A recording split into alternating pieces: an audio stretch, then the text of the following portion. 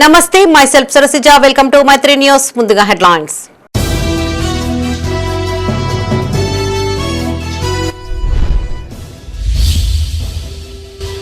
ఉమ్మడి జిల్లాలో దంచికొట్టిన వర్షం లోతట్టు ప్రాంతాలు జలమయం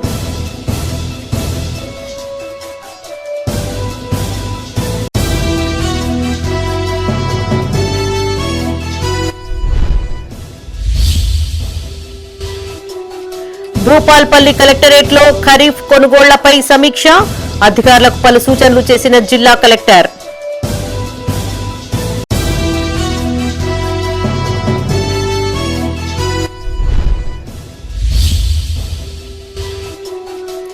ఏబీవీపీ ఆధ్వర్యంలో ఆందోళనలు పెండింగ్ ఫీజులు విడుదల చేయాలని డిమాండ్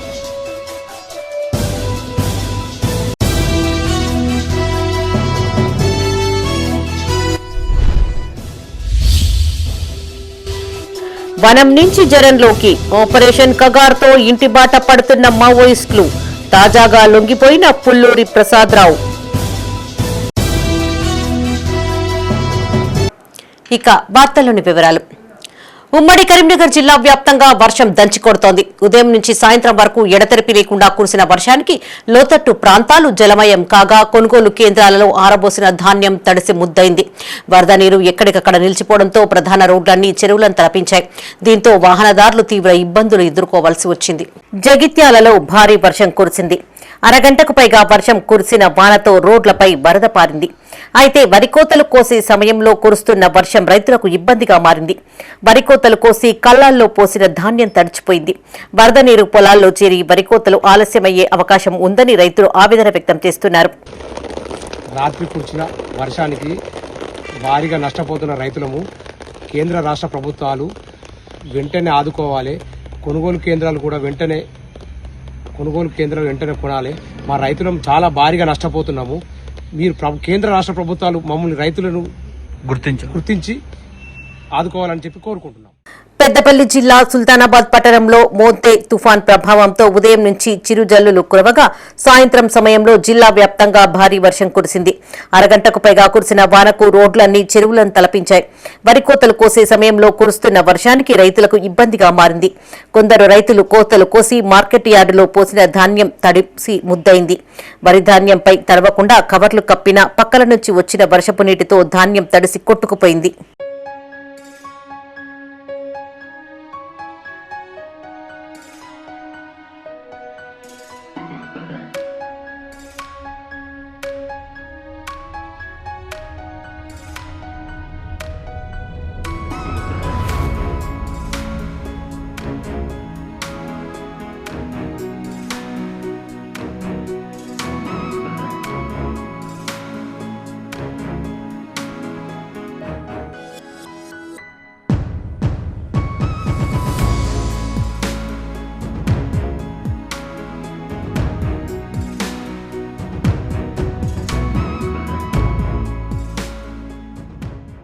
పెద్దపల్లి జిల్లా వ్యాప్తంగా ఉదయం నుంచి ఎడతెరిపి లేకుండా కురుస్తున్న వర్షానికి లోతట్టు ప్రాంతాలు జలమయమయ్యాయి.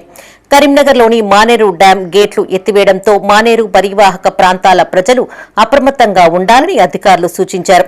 పెద్దపల్లి మున్సిపల్ పట్టణ కేంద్రంలోని ప్రధాన రహదారులన్నీ చెరువులను తలపిస్తున్నాయి. అంతర్గత రోడ్లపై నీరు నిలిచిపోవడంతో వాహనాల రాకపోకలు నిలిచిపోయాయి. పోలీస్ స్టేషన్, మొగల్పుర తదితర ఏరియాలు వరద నీటితో నిండిపోయాయి.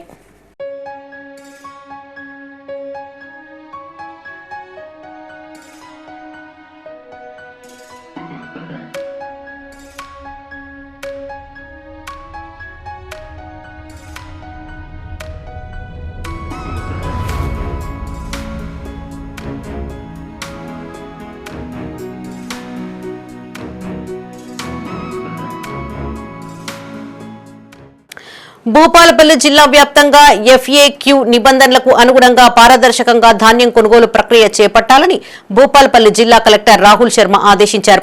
జిల్లా కేంద్రంలోని ఐడీఓసీ కార్యాలయ సమావేశ మందిరంలో ఖరీఫ్ ధాన్యం కొనుగోలుపై రెవెన్యూ, పౌర సరఫరాల, వ్యవసాయ, సహకార, రవాణా, గ్రామీణ అభివృద్ధి శాఖ అధికారులతో పాటు రైస్ మిల్లర్లతో సమీక్షా సమావేశం నిర్వహించారు. ఈ సందర్భంగా కలెక్టర్ మాట్లాడుతూ రైతులకు ఎలాంటి ఇబ్బందులు తలెత్తకుండా ప్రభుత్వ మార్గదర్శకాలు మరియు FAQ నిబంధనలను అనుసరించి ధాన్యం కొనుగోలు నిర్వహించాలని సూచించారు. ఈ సీజన్లో మొత్తం 44,396 హెక్టార్లలో వరి పంట సాగు జరిగిందని, దాదాపు 1.52 లక్షల మెట్రిక్ టన్నుల ధాన్యం కొనుగోలు కేంద్రాలకు చేరే అవకాశం ఉందన్నారు. గత ఏడాది అనుభవాలను దృష్టిలో ఉంచుకుని పకడ్బందీగా కొనుగోలు ప్రక్రియ నిర్వహించాలని అధికారులకు, మిల్లర్లకు సూచించారు. ఈ సమావేశంలో రెవెన్యూ అదనపు కలెక్టర్ అశోక్ కుమార్, పౌర సరఫరాల అధికారి కిరణ్ కుమార్, DM రాములు, సహకార అధికారి వాలియా నాయక్ పాల్గొన్నారు.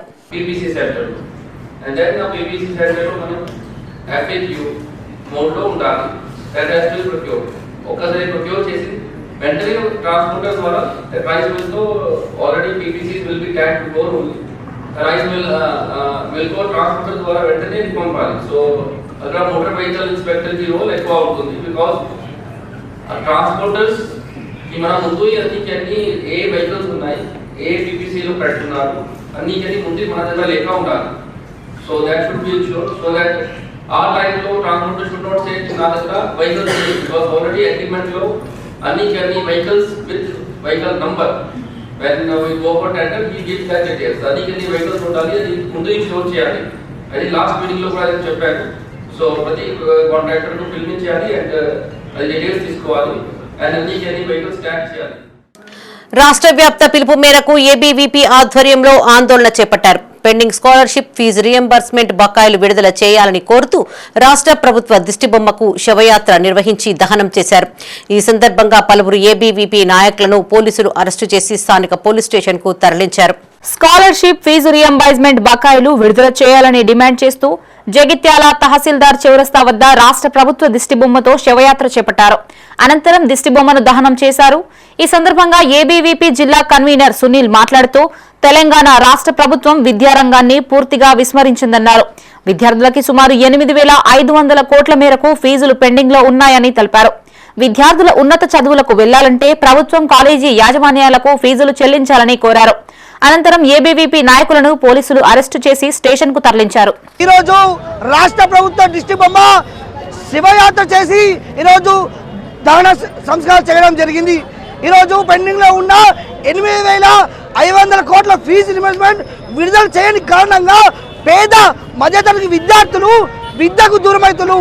డిగ్రీ పూర్తయి పై చదువుకు పోదామంటే ఈ గవర్నమెంట్ ఏమో స్కాలర్షిప్లు ఫీజు విడుదల చేయదు. ఈ ప్రభుత్వ డిగ్రీ కాలేజేమో 10,000కు పైగా డబ్బులు ఇస్తే మీ పట్టాలు, డిగ్రీ పట్టాలు మీకు ఇస్తామని చెప్పేసి వాళ్ళు అట్లా చేస్తున్నారు. ఈ ప్రభుత్వమో ఈ ఫీజు రియంబర్స్మెంట్ ఇవ్వని కారణంగా మధ్యతరగతి విద్యార్థులు కూలీ పనులకు వస్తున్నారు, వాళ్ళ వృత్తులకు వస్తున్నారు. పేద మధ్యతరగతి విద్యార్థి ABVP ఆధ్వర్యంలో పెద్దపల్లి జిల్లా కేంద్రంలో బస్టాండ్ వద్ద రాస్తారోకో చేశారు. ఈ సందర్భంగా జిల్లా కన్వీనర్ బండి రాజశేఖర్ మాట్లాడుతూ ఏండ్ల తరబడి ఫీజులు విడుదల చేయని కారణంగా విద్యార్థులు తీవ్ర ఇబ్బందులకు గురవుతున్నట్టు తెలిపారు. డిగ్రీ, PG, ఇంజనీరింగ్ పూర్తయిన విద్యార్థులు సర్టిఫికెట్స్ రాక, మరోవైపు ఉద్యోగాలకు వెళ్లలేక అవస్థలు పడుతున్నారని వాపోయారు. ఈ కార్యక్రమంలో ABVP నాయకులు, విద్యార్థులు పాల్గొన్నారు. తెలంగాణలో నూతన ప్రభుత్వం ఏర్పడి దాదాపు 2 సంవత్సరాలు గడుస్తున్నా తెలంగాణలో విద్యార్థులకు రావాల్సిన 8,500 కోట్ల ఫీజు రియంబర్స్మెంట్ కావచ్చు, స్కాలర్షిప్లు కావచ్చు విడుదల కాని కారణంగా ఎంతోమంది విద్యార్థులు విద్యకు దూరం కావడం జరుగుతుంది. పెండింగ్ ఉన్న ఫీజు రియంబర్స్మెంట్ మరియు స్కాలర్షిప్లను వెంటనే విడుదల చేయాలని ఈ సందర్భంగా కాంగ్రెస్ ప్రభుత్వాన్ని ABVP పక్షాన డిమాండ్ చేయడం జరుగుతుంది. అయ్యా రేవంత్ రెడ్డి, నువ్వు ప్రతిపక్షాలు ఉన్నప్పుడు విద్యార్థులకు అది చేస్తా ఇది చేస్తా అన్నావు.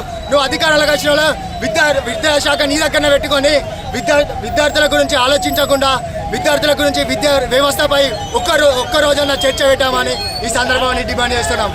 అంటే నువ్వు ఇచ్చే స్కాలర్షిప్స్ కావచ్చు, రియంబర్స్మెంట్ కావచ్చు, నువ్వు ఇచ్చే భిక్ష కాదు, అది విద్యార్థుల హక్కు అని ఈ సందర్భంగా తెలియజేయడం జరుగుతుంది. అలాగే నువ్వు పెండింగ్లో ఉన్న ఫీజు రియంబర్స్మెంట్ మరి స్కాలర్షిప్లను విడుదల చేయడం కారణంగా ఎంతో మంది విద్యార్థులు విద్యకు దూరం.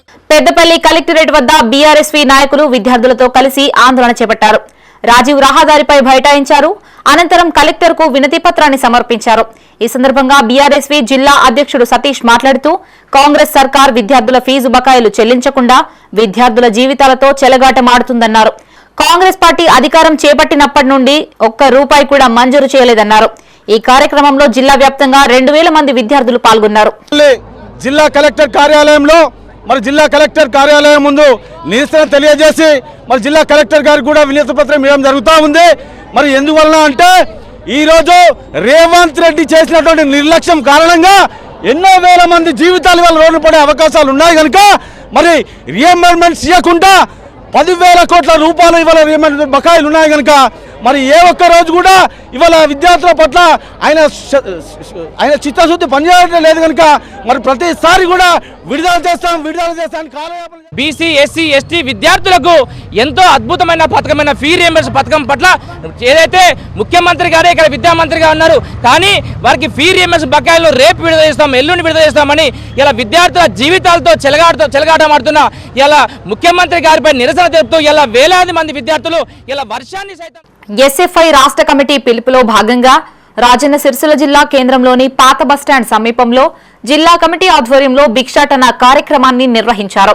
ఈ సందర్భంగా నాయకులు మాట్లాడుతూ రాష్ట్ర వ్యాప్తంగా పెండింగ్ లో ఉన్న 8,000 కోట్ల ఫీజులు విడుదల చేయాలని డిమాండ్ చేశారు. గత బీఆర్ఎస్ ప్రభుత్వం హయాంలోనూ ప్రస్తుత కాంగ్రెస్ పాలనలోనూ విద్యా వ్యవస్థలోని సమస్యలు పరిష్కారానికి నోచుకోవడం లేదన్నారు. ప్రభుత్వాలు మారినప్పుడు కూడా ఏమాత్రం విద్యార్థుల భవిష్యత్తు కూడా ఏమాత్రం కూడా మారలేనటువంటి పరిస్థితి ఉంది. ఈరోజు 8,500 కోట్ల పైచుకున్నటువంటి స్కాలర్షిప్స్ ఫీజు రియంబర్స్మెంట్ విడుదల లేనటువంటి పరిస్థితి ఉంది. అనేక మంది విద్యార్థులు ఈరోజు చదువుకోలేక అనేక మంది విద్యార్థులు ఈరోజు డబ్బులు కట్టలేనటువంటి పరిస్థితిలో ఉన్నటువంటి పరిస్థితి తెలంగాణలో ఏర్పడుతూ ఉంది. విద్యార్థులు అంటే ఈ ప్రభుత్వాలకు అధికారులకు ఎందుకు అంత చిన్న చూపని చెప్పేసి ఈరోజు మేము అడుగుతా ఉన్నాం. ఇప్పటికైనా రాష్ట్ర ప్రభుత్వం మేల్కొని పెండింగ్ లో ఉన్నటువంటి స్కాలర్షిప్స్ ఫీజు రియంబర్స్మెంట్ విడుదల చేయాలని చెప్పేసి కోరుతా ఉన్నాం. లేని పక్షంలో ఈరోజు జగిత్యాల పట్టణం జిల్లాకు గుండెకాయ లాంటిదని ఎమ్మెల్యే డాక్టర్ సంజయ్ కుమార్ తెలిపారు. సీఎం చొరవతో జిల్లా అభివృద్ధికి 62 కోట్ల రూపాయలు మంజూరైనట్టు తెలిపారు. జిల్లా కేంద్రంలో ఆయన మీడియాతో మాట్లాడారు. డబుల్ బెడ్రూమ్ ఇండ్ల అభివృద్ధికి 32 కోట్లు మంజూరు చేశారని, వాటితో కరెంటు, డ్రైనేజీలు, త్రాగునీటి తదితర పనులు చేపట్టామన్నారు. నూకపల్లి అర్బన్ హౌసింగ్ కాలనీని జగిత్యాలలో విలీనం చేశామన్నారు. రైతులకు ఇబ్బంది రాకుండా త్వరలోనే మాస్టర్ ప్లాన్ రూపకల్పన చేస్తామన్నారు. 140 కోట్ల పనులు పట్టణంలో కొనసాగుతున్నాయని పేర్కొన్నారు. ప్రభుత్వ స్థలాలు ఆక్రమిస్తే చట్టం చర్యలు తీసుకుంటుందన్నారు. అంతకుముందు మున్సిపల్ కమిషనర్ స్పందన, డిఈ ఆనంద్, ఏఈ చరణ్, అనిల్తో వివిధ అంశాలపై చర్చించారు. ఈ కార్యక్రమంలో మాజీ చైర్మన్ గిరి నాగభూషణం, అడవాల జ్యోతి, గోలి శ్రీనివాస్, బాలశంకర్, జగన్, అనిల్ పాల్గొన్నారు. జగిత్యాల ప్రజలందరి ఆకాంక్ష యావర్ రోడ్ పెద్దగా కావాలని, తప్పకుండా దీని తర్వాత ఇంత పెద్ద మొత్తం ఇచ్చినాక ధన్యవాదాలు తెలియజేస్తూ మళ్ళీ అదే విషయాన్ని అడిగినా సరిగ్గా నాకు నెక్స్ట్ జగిత్యాల పట్టణానికి కావాల్సింది యావర్ రోడ్డు పెద్దగా అని చెప్పి దాన్ని కూడా తప్పకుండా చేద్దామని చెప్పి కూడా ముఖ్యమంత్రి గారు ఓరల్గా చెప్పడం జరిగింది. జగిత్యాల నియోజకవర్గ అభివృద్ధి ధ్యేయంగా ముందటికి వెళ్ళడం జరుగుతుంది.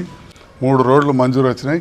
జస్ట్ ఒక 2-3 నెలల్లో టెండర్లు అయిపోతున్నారు. వారు చెప్పి కూడా దాదాపు 2-3 వారాలు అయింది. మన సెక్రటరియట్లో కాలు నొప్పితో రెండింటి కలిసిండే క్యాబినెట్ మీటింగ్ సందర్భంలో నేను వెళ్ళినప్పుడు కలిసి తప్పకుండా ఇవన్నిటి ద్వారా జగిత్యాల పట్టణం బ్రహ్మాండంగా అభివృద్ధి అయితే దాంట్లో అందరి సహకారం ఉండాలి.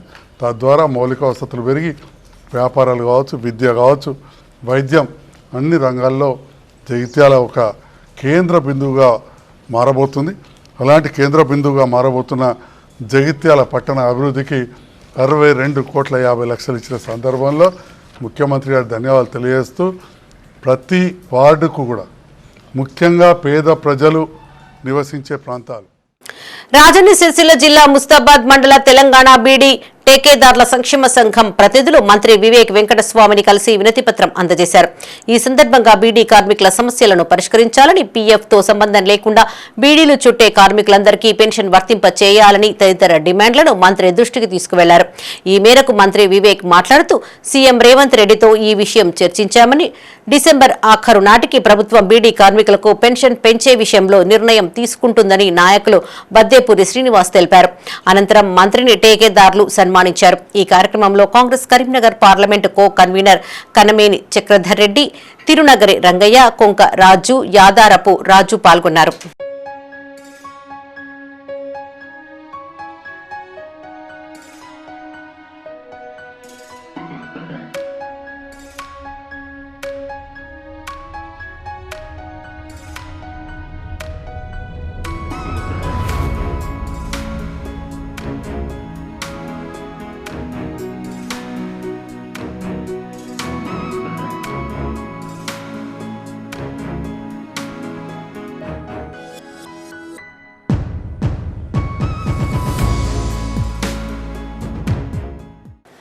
ఆపరేషన్ కగార్తో మావోయిస్టు పార్టీ అగ్రనేతలు ఒక్కొక్కరిగా లొంగుబాట పడుతున్నారు. ఇటీవల జిల్లాకు చెందిన పార్టీ కీలక నేత, పోలిట్ బ్యూరో కేంద్ర కమిటీ సభ్యులు మల్లోజుల వేణుగోపాలరావు అలియాస్ సోను 62 మంది మావోయిస్టులతో కలిసి ఆయుధాలతో లొంగిపోయిన విషయం తెలిసిందే. తాజాగా జిల్లాకు చెందిన కేంద్ర కమిటీ సభ్యుడు పుల్లూరి ప్రసాదరావు అలియాస్ చంద్రన్న 45 ఏళ్ల అజ్ఞాతం వీడి ఆయుధాలు పార్టీకి అప్పగించి తెలంగాణ డీజీపీ శివధర్ రెడ్డి ఎదుట లొంగిపోయారు. ఈ సందర్భంగా ప్రసాదరావుకు రాష్ట్ర ప్రభుత్వం ప్రకటించిన 25 లక్షల రూపాయల రివార్డును అధికారులు అందజేశారు. పెద్దపల్లి జిల్లా జూలపల్లి మండలం వడుకాపూర్ కు చెందిన పుల్లూరి ప్రసాదరావు అలియాస్ చంద్రన్న 45 ఏళ్లుగా మావోయిస్టు పార్టీలో కొనసాగుతున్నారు. 1961లో ప్రభుత్వ ఉపాధ్యాయుడు పుల్లూరి శ్రీనివాసరావు వరలక్ష్మి దంపతులకు రెండో సంతానంగా ప్రసాదరావు జన్మించారు. ఆయనకి 2 సోదరులు అశోకరావు, తిరుపతిరావు, ఒక సోదరి ఉన్నారు. ఒకరు హైదరాబాద్ లో, మరొకరు రామగుండంలో నివాసముంటున్నారు. తల్లిదండ్రులు గతంలో మరణించగా గ్రామంలో సొంత ఇల్లు శిథిలావస్థకు చేరి నేలమట్టమైపోయింది. ప్రసాదరావు వడుకాపూర్లోని జెడ్పీ ఉన్నత పాఠశాలలో 1978లో 10వ తరగతి చదివారు. 1979లో పెద్దపల్లి ప్రభుత్వ జూనియర్ కాలేజీలో ఇంటర్ బైపీసీ చదువుతున్న సమయంలో రాడికల్ స్టూడెంట్ యూనియన్ ఆర్గనైజర్ గా వ్యవహరించిన దగ్గు రాజలింగుతో చంద్రన్నకు పరిచయం ఏర్పడింది. రాజలింగు విప్లవ బోధనలతో ప్రభావితుడైన చంద్రన్న ఆర్ఎస్యూలో చేరి విప్లవ పంథా వైపు అడుగులు వేశారు.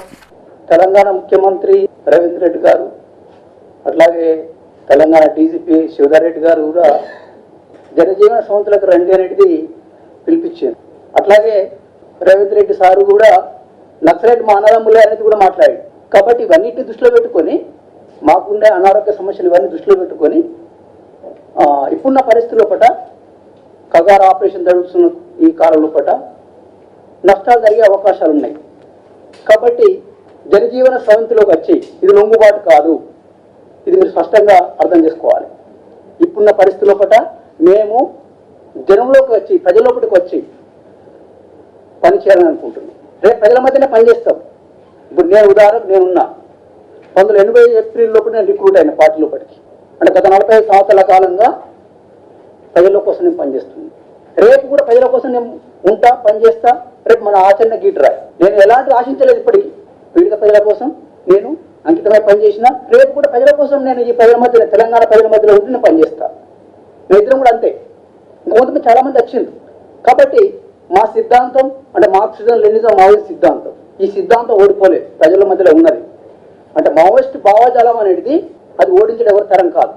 ఈ భావజాలంతో పనిచేసే వాళ్ళు రేపు పుట్టుకొస్తారు, ఈ సమాజం నుంచి పుట్టుకొస్తారు. మావోయిస్టు పార్టీలో కేంద్ర కమిటీ ప్రత్యామ్నాయ సభ్యుడిగా వ్యవహరించిన చంద్రన్న 2008లో పూర్తి స్థాయిలో సీసీ కమిటీ సభ్యుడిగా చేరారు. 2021 జూన్లో తెలంగాణ రాష్ట్ర కమిటీ కార్యదర్శిగా పనిచేసిన యాప నారాయణ అలియాస్ హరిభూషణ్ మరణించడంతో ఆ బాధ్యతల్ని చంద్రన్న చేపట్టారు. 2024 డిసెంబర్లో తెలంగాణ రాష్ట్ర కమిటీ బాధ్యతలు బడే దామోదర్ అలియాస్ చొక్కారావుకు అప్పగించిన తర్వాత సీసీ మెంబర్గా చంద్రన్న తెలంగాణ కమిటీకి మార్గదర్శిగా వ్యవహరించారు. చంద్రన్న 1989లో సిర్పూర్, చెన్నూర్ డివిజనల్ కమిటీ సభ్యురాలు కుర్చంగి మోతీబాయి అలియాస్ రాధక్కను వివాహం చేసుకున్నారు. 2013 జూన్లో రాధక్క భద్రాద్రి కొత్తగూడెం జిల్లాలో అరెస్టు కాగా 2015లో బెయిల్పై వచ్చిన తర్వాత నిర్మల్ ప్రాంతంలోని వారి స్వగ్రామంలో నివాసముంటున్నారు. అజ్ఞాతంలోకి వెళ్లిన నాటి నుంచి ప్రసాదరావు ఇంటి ముఖం చూడలేదు. 17 ఏళ్లకు పైన మావోయిస్టు పార్టీ కేంద్ర కమిటీ సభ్యుడిగా పనిచేసిన చంద్రన్న ముఖ్యమంత్రి రేవంత్ రెడ్డి పిలుపు మేరకు బాహ్య ప్రపంచంలోకి వచ్చారు. అనారోగ్య సమస్యలు కూడా వెంటాడుతుండటంతో ఆయన జనజీవన స్రవంతిలో కలిసిపోయారు. మావోయిస్టు అగ్రనేత పుల్లూరి ప్రసాదరావు గారు లొంగుబాటు మేము హర్షిస్తున్నాం. అతను గత 45 సంవత్సరాల నుండి పేద ప్రజల కోసం అజ్ఞాతంలోకి వెళ్ళి ప్రజల కోసం పోరాటం చేసి ఈరోజు ఆరోగ్యం సహకరించకపోవడంతో లొంగిపోయాడు. జనజీవన స్రవంతిలో గెలవడం హర్షిస్తున్నాం. ఇది మా గ్రామ ప్రజలంతా సంతోషం వ్యక్తం చేస్తున్నారు. కానీ అతన్ని మా గ్రామ ప్రజలంతా ఒకసారి మా గ్రామంలో చూడాలని కోరుకుంటున్నాం. మేము చిన్నప్పటికెళ్ళి మేము వాళ్ళని బాప అని పిలుస్తాం దూరాలని. ఆయన పుల్లూరి ప్రసాదరావు, వాళ్ళ 3 సంతానం. ఈయన నడిపోతానేది, ఈయన చదువుకున్నాడు ఇక్కడనే 10th వరకు. అయితే వీళ్ళకు ఏంటంటే అప్పుడు ఈ ఈ దొరలు అణిచివేసి ధోరణికి దాని మీద వాళ్ళకి ఏమనిపించిందేమో కానీ ఈ బయటికి వెళ్ళడానికి ఈయనైతే ఏం గొడవలు బిడవలు ఏం లేవు.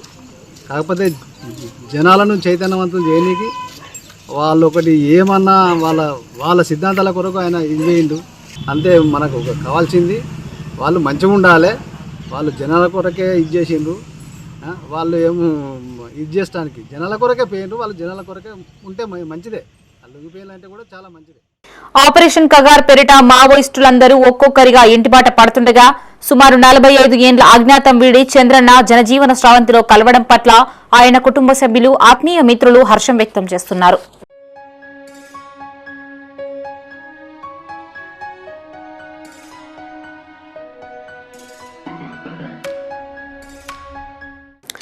సీసీ కెమెరాల ఏర్పాటుకు ప్రజలు, వ్యాపారస్తులు, ప్రజాప్రతినిధులు ముందుకు రావాలన్నారు సిరిసిల్ల ఎస్పీ మహేష్ బి గీతే. ట్రాఫిక్ నిబంధనలు ఉల్లంఘించే వాహనాలు, ర్యాష్ డ్రైవింగ్, అనుమానాస్పద వాహనాలను గుర్తించేందుకు పట్టణంలోని 5 కీలక ప్రాంతాలలో సీసీ కెమెరాలు ఏర్పాటు చేశామన్నారు. రాజన్న సిరిసిల్ల జిల్లా వేములవాడ పోలీస్ స్టేషన్లో ఏర్పాటు చేసిన ఆటోమేటిక్ కెమెరాలను అదనపు ఎస్పీ శేషాద్రిని రెడ్డితో కలిసి ఎస్పీ ప్రారంభించారు.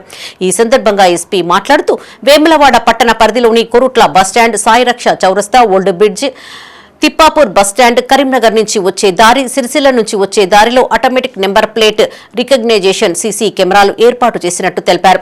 ఈ కెమెరాల ద్వారా ట్రాఫిక్ నిబంధనలు ఉల్లంఘించే వారితో పాటు వివిధ కేసుల్లో అనుమానితులను సులభంగా గుర్తించే వీలుందన్నారు. ఈ కార్యక్రమంలో పట్టణ inspector Veeraprasad, rural CI Srinivas, ఎస్ఐలు రామ్మోహన్, రూరల్ ఎస్ఐ వెంకట్రాజం పాల్గొన్నారు.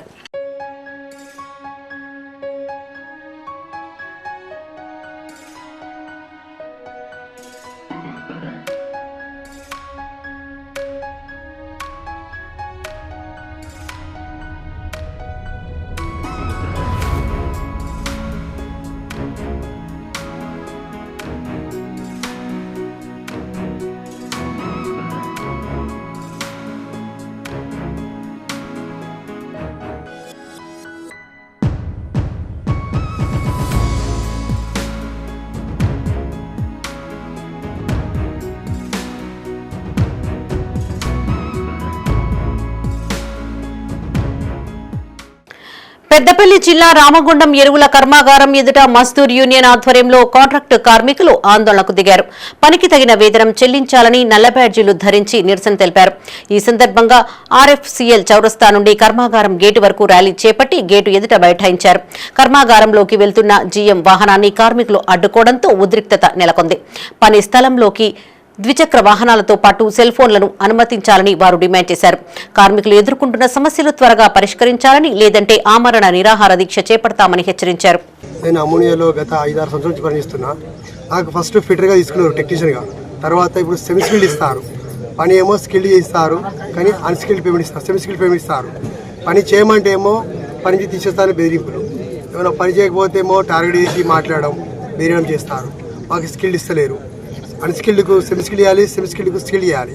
ఇది రూల్, కానీ ఇది పాటిస్తలేరు. మళ్ళీ మాకు మొబైల్ పర్మిషన్ ఇస్తలేరు, బండి వెహికల్ పర్మిషన్ ఇస్తలేరు. మళ్ళీ మాకు టీ కూడా టైంకి రాదు. ఏమైనా అంటే మీరు టీ పర్మిషన్ మీకు లేదు అన్నట్టు. అలా 11:30-12 గంటల ప్రాంతంలో టీ వస్తుంది. లంచ్ టీ పొద్దున 10 గంటల టీ 12 గంటలు తాగాల. వాళ్ళకేమో 9:30-10 గంటలకు టీ వెళ్ళిపోతుంది. ప్రొడక్షన్ రాకపోతే కార్మికులను బదనాం చేస్తారు. ఇలా కార్మికులు షట్ డౌన్ నుంచి ప్రొడక్షన్ వచ్చేటువంటి స్థితికి తీసుకొచ్చినటువంటి కార్మికుల పక్షాన ఇంత కూడా మానవత్వం లేకుండా వచ్చిన జీఎం గారు వెనుదిరిగిపోయినటువంటి సందర్భం ఉన్నది. మేము ఆర్ఎఫ్సీఎల్ మజ్దూర్ యూనియన్ తరఫున ఒకటే డిమాండ్ చేస్తున్నాం మేనేజ్మెంట్ ని, త్వరతగిన ఆర్ఎఫ్సీఎల్ కార్మికుల సమస్యలు పరిష్కారం చేయండి. గొంతెమ్మ కోరికలు కాదు అడిగేటి, న్యాయపరమైనటువంటి చట్టపరమైనటువంటి కోరికలు మాత్రమే ఇవి. వెంటనే జీతభత్యాల పెంపు 7 ఏళ్ల నుంచి ఒకటే జీతం ఉంటుంది. అన్స్కిల్డ్ స్కిల్డ్ చేయాలి, సెమీ స్కిల్డ్ చేయాలి, స్కిల్డ్ చేయాలి, హై స్కిల్డ్ చేయాలి. కానీ ఇంతవరకు ఒక్క పైసా పెంచినటువంటి దాఖలాలు లేవు. నష్టం ఉన్నది, లాభాలు లేవు అని అంటారు. లాభాలు లేకపోతే అధికార వర్గము సైన్ పవర్ ఉన్నటువంటి వారు లక్షల రూపాయల బోనస్లు వాళ్ళ అకౌంట్లకి ఎట్లా మరలించుకుంటారు? 10,000 రూపాయల గృహోపకరణాలు వాళ్ళు ఎట్లా తీసుకుంటారు? వేములవాడ ప్రభుత్వ ఏరియా ఆసుపత్రి సేవలపై బీజేపీ నేతలు హర్షం వ్యక్తం చేశారు. కరీంనగర్ పార్లమెంటు సభ్యులు, కేంద్ర హోంశాఖ సహాయ మంత్రి బండి సంజయ్ సహకారంతో ₹1 కోటి సిఎస్ఆర్ నిధుల నుండి ఆసుపత్రికి వివిధ పరికరాలను అందించారు. ఈ సందర్భంగా బీజేపీ జిల్లా అధ్యక్షుడు రెడ్డబోయిన గోపి, నియోజకవర్గ బీజేపీ ఇన్ఛార్జ్ చెన్నమనేని వికాసరావు వాటిని పరిశీలించి మాట్లాడారు. రాజకీయాలు ఎన్నికల వరకే ఉంటాయని, అభివృద్ధి అంతిమ లక్ష్యంగా బీజేపీ పార్టీ పనిచేస్తుందన్నారు. ప్రభుత్వ ఆసుపత్రికి అందించిన వివిధ పరికరాలను ప్రజలు సద్వినియోగం చేసుకోవాలన్నారు. ఈ కార్యక్రమంలో బీజేపీ నాయకులు రాపల్లి శ్రీధర్, అల్లాడి రమేష్, సిరికొండ శ్రీనివాస్, రేగుల సంతోష్ బాబుతో పాటు వివిధ మండలాల పార్టీ అధ్యక్షులు పాల్గొన్నారు.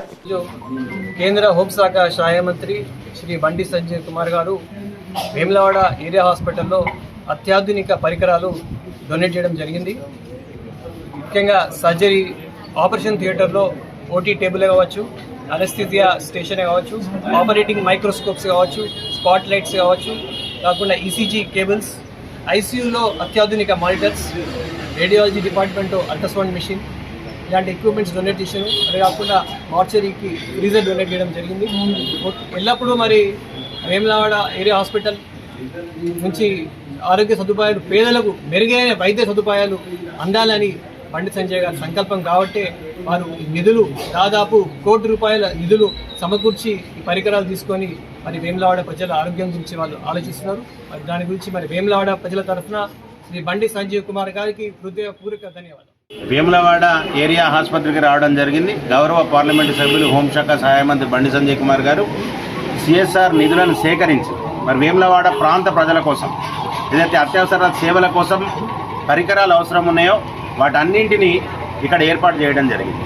అంతకు ముందు కూడా సంజయ్ సురక్ష స్కీమ్ కింద ₹1 కోటి పరికరాలన్నింటినీ ఏరియా హాస్పిటల్కి ఇవ్వడం జరిగింది. అదే రకంగా ఒక అంబులెన్స్ని కూడా అత్యవసర సేవలకు ఏరియా హాస్పిటల్కి వాడు ప్రొవైడ్ చేయడం జరిగింది. ఎన్నికలు ఏదైనా కానీ రాజకీయం ఎన్నికల వరకే. ఎన్నికల తర్వాత అభివృద్ధిలో భాగస్వామి కావాలన్న ఒక సంకల్పం ఉన్న వ్యక్తిగా బండి సంజయ్ కుమార్ గారు ముందుకు పోతున్నారు. వారి పార్లమెంటు పరిధిలో కానీ రాష్ట్ర వ్యాప్తంగా కానీ. కాంగ్రెస్ పార్టీ ప్రభుత్వం ఎన్నేళ్లైనా ఇచ్చిన హామీలు అమలు చేయలేదని మాజీ ఎమ్మెల్యే పుట్ట మధుకర్ ఆరోపించారు. పెద్దపల్లి జిల్లా మంతినిలోని రాజగృహలో సుమారు 100 మంది కాంగ్రెస్ పార్టీకి చెందిన కార్యకర్తలు బీఆర్ఎస్ లో చేరగా వారికి పుట్ట మధుకర్ కండువాను కప్పి పార్టీలోకి ఆహ్వానించారు. ఈ సందర్భంగా ఆయన మాట్లాడుతూ 24 నెలల కాలంలో కాంగ్రెస్ పనితీరును ప్రజలు అర్థం చేసుకుంటున్నారని తెలిపారు. పోరాడి సాధించుకున్న తెలంగాణ రాష్ట్రాన్ని 10 ఏళ్లు పాలించిన కేసీఆర్ అప్పు చేసైనా పప్పుకూడు పెట్టారని గుర్తు చేశారు. కాంగ్రెస్ ప్రభుత్వం రాష్ట్రంలో అప్పులు చేసి ఢిల్లీకి మూటలు మోసుకుపోతుందని ఆరోపించారు. నమ్ముకున్న కార్యకర్తలను సొంతింట్లో వాళ్లే తిట్టే పరిస్థితులు కాంగ్రెస్ పార్టీ కల్పించుకుందన్నారు. నియోజకవర్గంలో అత్యధిక శాతం ఉన్న బీసీ, ఎస్సీ, ఎస్టీ, మైనార్టీలలో చైతన్యం వచ్చే వరకు తమ పోరాటం ఆగదని ఆయన స్పష్టం చేశారు.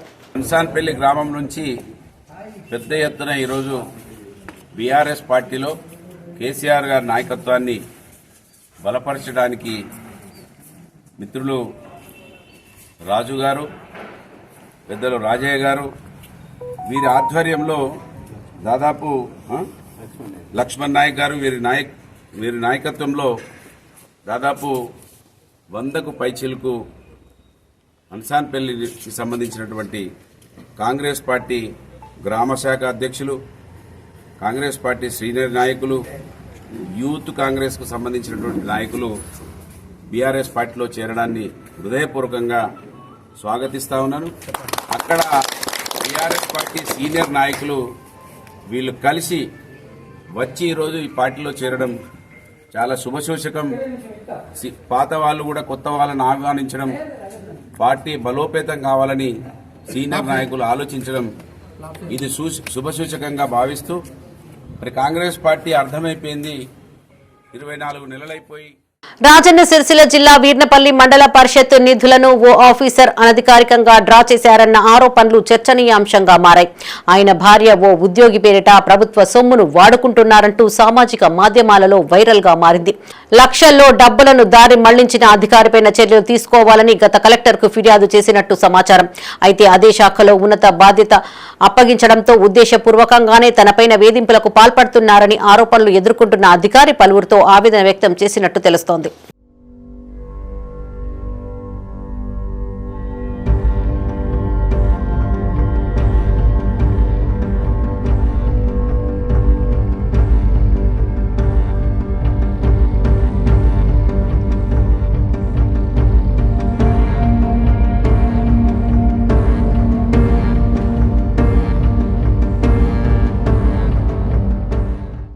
సిద్దిపేట జిల్లా హుస్నాబాద్ శివార్లో అధికారులు చేపట్టిన గౌరవెల్లి ప్రాజెక్టు ఉపకాల్వ నిర్మాణ సర్వేను పలువురు రైతులు అడ్డుకున్నారు. ఉపకాల్వ నిర్మాణానికి తమ భూములు ఇవ్వబోమంటూ రోడ్డుపైన బైఠాయించి ఆందోళనకు దిగారు. గతంలో D4 కెనాల్ నిర్మాణంలో భూములు కోల్పోయామని, మళ్లీ ఇప్పుడు ఉపకాల్వ నిర్మాణంతో ఉన్న భూములను కూడా కోల్పోతున్నామని రైతులు వాపోయారు. ఉపకాల్వ నిర్మాణాన్ని వేరే చోట డిజైన్ చేసి నిర్మించాలని కోరారు. భూములు కోల్పోతున్న వారంతా చిన్న సన్నకారు రైతులని, ప్రాణం పోయినా తమ భూములు ఇచ్చే ప్రసక్తి లేదని వారు తేల్చి చెప్పారు. D4 కెనాల్ సంబంధించి 39 కాలువ బాధులు అనేవంట. ఈ D4 కెనాల్ అనేది గత 10 సంవత్సరాల నుండి గత ప్రభుత్వం తీసి కింద ఆయకట్టుకు నీళ్ళు ఇవ్వాలనే ఉద్దేశంతో తీసిన అటువంటిది. అప్పుడున్న పరిస్థితుల వల్ల అప్పుడు నీళ్లు లేవు, అది తీయడంలో బాగానే ఉంది. కానీ ఇప్పుడున్న పరిస్థితి, ఇప్పుడు ఈ పరిస్థితులకు అనుగుణంగా దానికి తగ్గట్టుగా ఇప్పుడు డిజైన్ చేస్తే బాగుంటుందని ఆలోచన. ఎందుకంటే ఇక్కడ నుండి 13 D4 సంబంధించి 13 సబ్ కెనాల్ ఏదైతుందో దాన్ని తీసుకుపోవడం వల్ల సిటీలో ఉన్నటువంటి అంటే హుస్నాబాద్ సంబంధించి ఇక్కడ ఆయకట్టు లేదు. ఫస్ట్ మొదటి ప్రాధాన్యత నిజంగానే ఇక్కడ ఆయకట్టు ఉంది, భూములు ఉన్నాయి, దానికి నీళ్లు వారి పంటలు పండుతాయంటే బాగానే ఉంటుంది. కానీ మొత్తం అంత అర్బనైజేషన్ అవుతుంది, మొత్తం ఇండ్లు మొత్తం ఇక్కడ కాలువ దాకా వచ్చినాయి. తీసుకుపోవడం వల్ల దానికి ఎటువంటి ఉపయోగం లేకుండా ఉన్నది ఒకటి. ఈ తీసుకుపోవడం వల్ల ఇక్కడ ఉన్నటువంటి ఇండ్లు ఏవైతే ఉన్నాయో విలువైన భూములు, మళ్ళీ ఇంకోటి సన్నకారు చిన్నకారు రైతులు ఎవరికి ఉన్నా కూడా 10 గుంటలు 20 గుంటలు 2 ఎకరాల కంటే ఎవరికి ఎక్కువ లేదు ఇక్కడ. ఆ భూములు తీసుకుపోవడం వల్ల మధ్యలో ఇప్పటికే ఆల్రెడీ D4 కెనాల్ పోయింది, దాని మీదకి వెళ్ళి మళ్ళీ ఈ సబ్ కెనాల్ కూడా తీసుకుపోవడం వల్ల అన్ని భూమి మొత్తం ముక్కలు అయిపోయి విలువ లేకుండా అయిపోయింది, అసలు ఎవరికి ఉపయోగం లేకుండా అయిపోతుంది. సిద్దిపేట జిల్లా హుస్నాబాద్ సబ్ స్టేషన్ సమీపంలోని ప్రధాన రహదారిపై ప్రమాదం జరిగింది. రోడ్డుపైన వెళ్తున్న మినీ DCM వ్యాన్ టైర్ ఊడిపోయి ఎదురుగా వస్తున్న ఆటోకు ఢీకొట్టడంతో అందులోని ప్రయాణికులకు స్వల్ప గాయాలు అయ్యాయి. వారిని హుస్నాబాద్ ప్రభుత్వ ఆసుపత్రికి తరలించి చికిత్స అందిస్తున్నారు. వ్యాన్ టైర్ ఊడిపోయిన సమయంలో అటుగా పెద్ద వాహనాలు వస్తే భారీ ప్రమాదం జరిగి ఉండేదని స్థానికులు చెబుతున్నారు.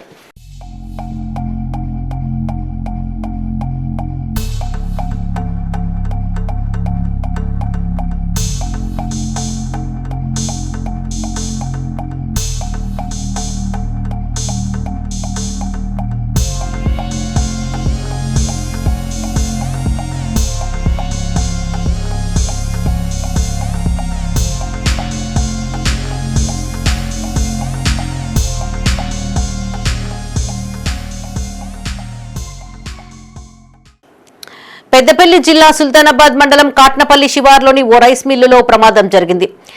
బాయిలర్ పేలి పెను నష్టం వాటిల్లింది. ఈ ఘటనలో 2 గాయాలు కాగా చికిత్స నిమిత్తం కరీంనగర్లోని ప్రైవేటు ఆసుపత్రికి తరలించి చికిత్సను అందిస్తున్నారు. తెల్లవారుజామున ఒక్కసారిగా భారీ శబ్దం వినిపించింది. పేలుడు కారణంగా 2 గోదాముల్లోని ధాన్యం కాలిపోగా మిషనరీ పూర్తిగా దెబ్బతింది.